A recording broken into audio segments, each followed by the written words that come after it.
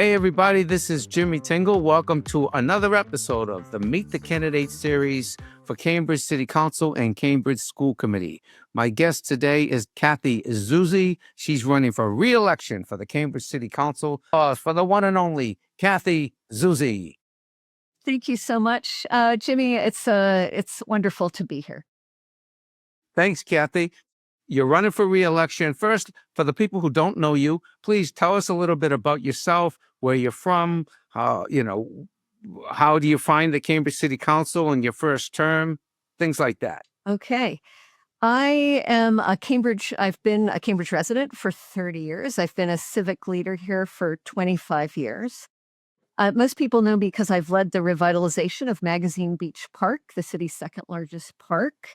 And I also initiated or co-initiated the restoration of St. Augustine's African Orthodox Church. It's a Black church, a block and a half away from me. I started a project called If This House Could Talk, where we turned the neighborhood into an exhibit, a temporary exhibition. And I initiated an open space campaign for the city, which inspired the city to update its open space plan. So I am also a longtime museum curator, a very experienced project director. I am a wife and a mother, and my son, Ben, is a CRLS graduate. Great.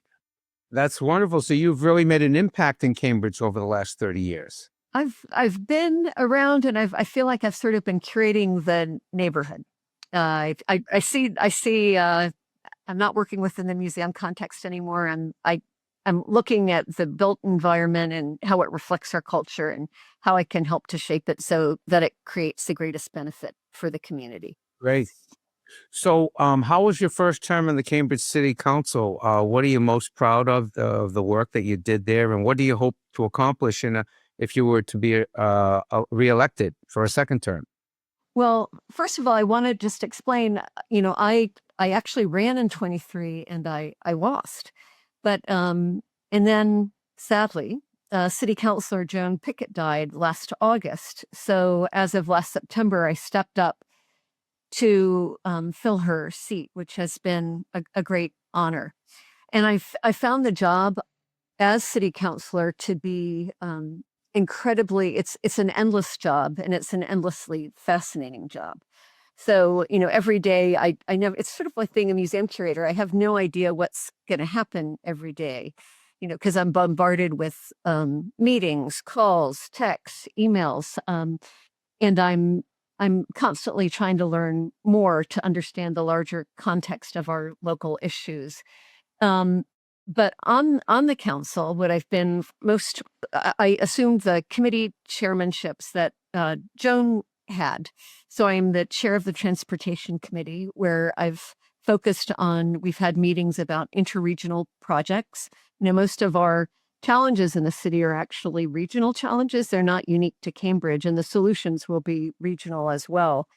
So we had a meeting to talk about the I-90 project in Alston, just across the river, the Draw One Bridge project, how that's going to impact commuting into the city, the development of a Fitchburg rail stop at Alewife, like how that also will help people to get into the city easier. Because lots of people will always want to live in the city, and many, many people work in the city. Not everyone will be able to live here, but we need them to be able to commute in and out of the city easily. I've also led meetings with MIT experts and at Harvard experts to advise us on how to better accommodate all mobilities of transportation. We need to make sure the city works not just for drivers, but cyclists and also pedestrians. And we need to make sure that that everyone feels safe. And currently, I can't say that everybody feels safe as they navigate the city. I also led a meeting about extending our free shuttles in the city. We want to expand on the MBTA to help people get from place to place. I also co-chair the Civic Unity Committee with our mayor, Denise Simmons, and we've been focused on elder services. We're very concerned that some of us are getting older, Actually, a lot of Cambridgians are actually getting older, and we're worried about the impacts of the horrible, great, big, beautiful bill, um, because soon it will be taking away SNAP benefits, fuel assistance, and also housing vouchers. So we're trying to make sure that we're prepared for the future as the impacts of that bill take effect. And then I'm the co-chair of the Neighborhood and Long-Term Planning Committee with Jeevan Sabrina Wheeler. I've brought in neighborhood leaders, and I've brought in, again, Harvard and MIT experts. I do that a lot to talk to us and advise us about the multifamily housing bill. And most recently, I led a meeting about the Dover Amendment, which was eliminated, or exemption to the Dover Amendment, which told institutions where they could and couldn't build within the city. That was eliminated with the passage of the multifamily housing ordinance. So I led a meeting about that. But Great. You have been busy, Kathy. You've been very busy. I have been busy, and I feel like I'm really just getting started. This job, it's a humbling job because you think you're a quick study, and then you realize how much there is to understand and how complicated the issues are. Right, especially if you are taking the time, which you obviously are, to go into the details and the minutia of every policy and every bill. Tell me, moving forward for the city council for the next term, that's a pretty impressive record for the first term.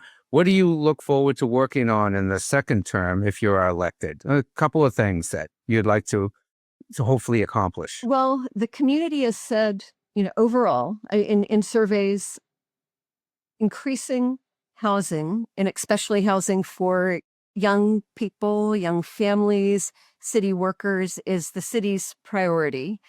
I feel as though this should be done by incentivizing property owners to improve existing housing stock and to add auxiliary dwelling units on their existing properties. This is the greenest and cheapest ways to produce more housing without displacing residents and disrupting neighborhoods.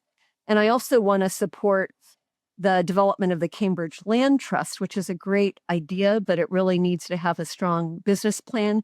That's a program where Cambridge residents, I believe in the old hippies of Cambridge, they often bought their houses for $40,000, $60,000 decades and decades ago. They have a social conscience, and six people and families have contributed. They want to donate their houses to become affordable housing with the Cambridge Land Trust. So we really need to help that organization really get its legs and move forward.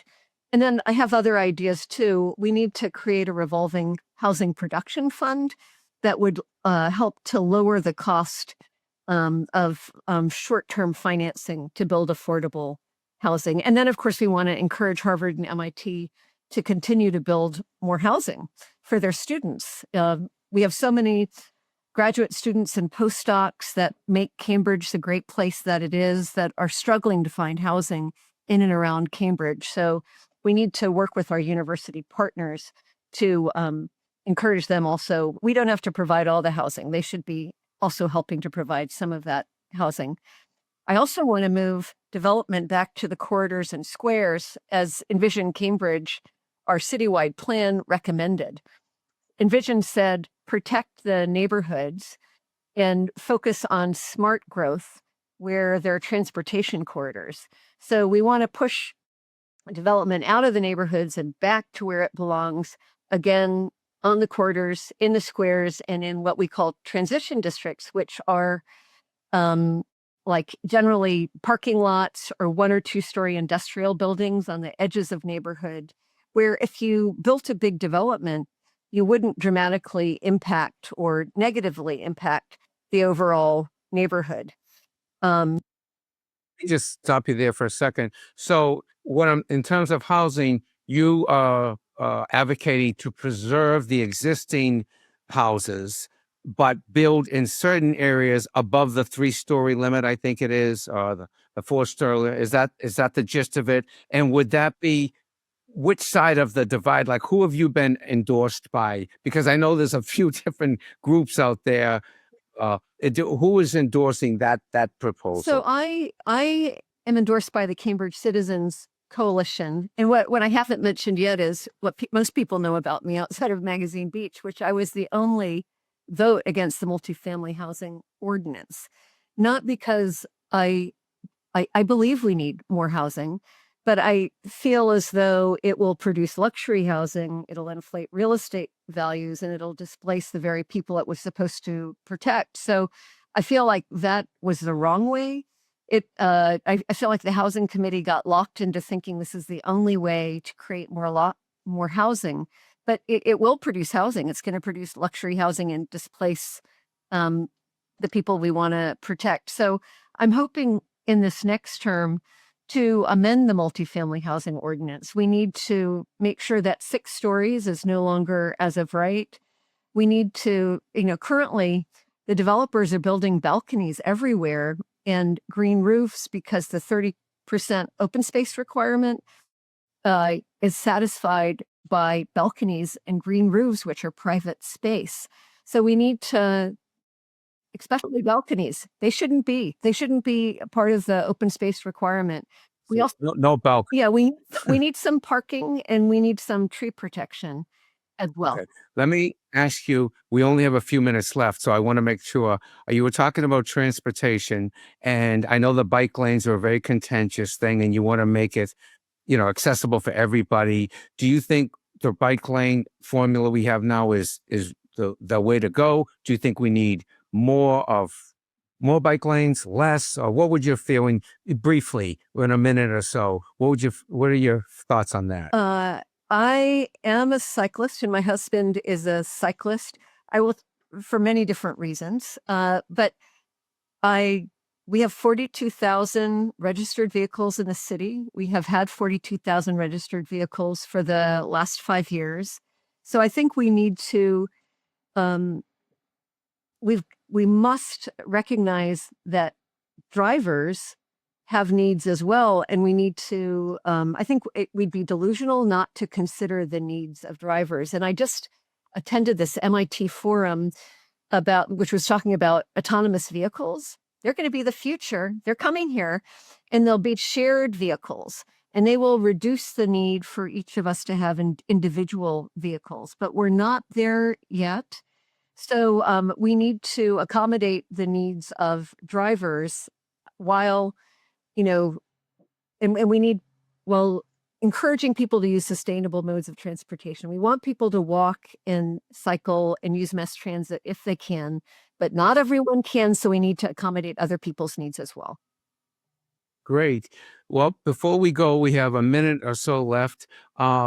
Is there anything we left out before you tell us where people can find out more about you, maybe make a donation, maybe volunteer for your campaign, maybe vote for you?